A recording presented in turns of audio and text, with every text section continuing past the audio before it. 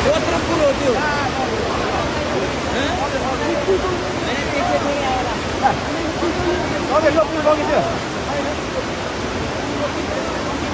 पुलै लिएर आएर चाहिँ सिङ्गो पुल यार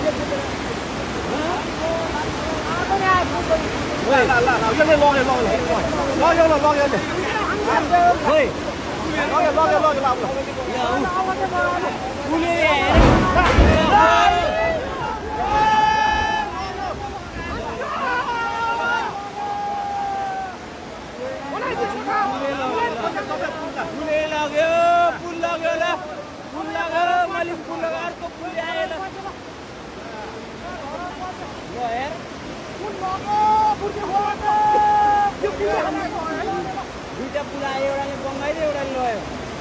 र पुल लग्यो अब कति वर्ष